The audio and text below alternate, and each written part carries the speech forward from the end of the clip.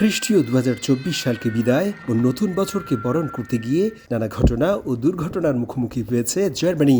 রাতে জার্মানির বেশ কয়েকটি শহরে নিষিদ্ধ আতশবাজি পোড়াতে গিয়ে কয়েকজন নিহত হয়েছেন, আহত হয়েছেন অর্ধশতাধিক। দেশটির ওসাৎস, খেমনিৎজ, নর্থ রাইন-ওয়েস্টফালেন, হামবুর্গ, ব্রান্ডেনবুর্গ ও হ্যানোভারে নিজের হাতের বানানো আতশবাজির বিস্ফোরণেই এসব হতাহতের ঘটনা ঘটে। রাজধানী বার্লিন সহ দেশটির আরও বেশ কয়েকটি শহরে পুলিশের সঙ্গে সংঘর্ষে আহত হয়েছেন অন্তত ১৫ জন। এ সময় প্রায় ৪০০ জনকে আটক করা হয়। বর্ষবরণের রাতে রাজধানী বার্লিনে নানা ঘটনা ও দুর্ঘটনায় অনেকের নির্ঘুম রাত কেটেছে।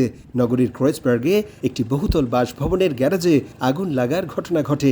এ সময় গ্যারেজে রাখা বেশ কয়েকটি গাড়ি আগুনে পুড়ে যায় বলে জানায় ফায়ার সার্ভিস। এদিকে নববর্ষের রাতেই বার্লিনবাসীকে পড়তে হয় পানির তীব্র সংকটে। নগরীর বেডিংয়ে জরুরি পানির পাইপ ফেটে যাওয়ায় নগর জুড়ে ব্যাহত হয় পানি সরবরাহ। পানির লাইন প্রধান সড়কের নিচে হওয়ায় ট্রাম ও অন্যান্য যান চলাচল বন্ধ হয়ে যায়।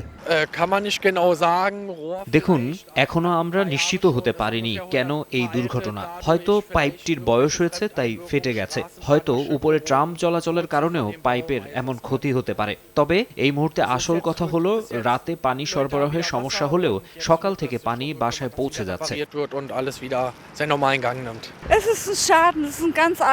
যতদূর জানি পানির পাইপটি ১৯২৪ সালের পুরানো, তাই হয়তো ফেটে যেতে পারে। কিন্তু নতুন বছরের প্রথম দিনেই এমন ঘটনা ঘটতে হবে, এটা কেমন কথা? দেশ জুড়ে এত কিছুর পরও নতুন বছরকে স্মরণীয় করে রাখতে দূরপাল্লার ম্যারাথনের আয়োজন করে বার্লিন শহর কর্তৃপক্ষ।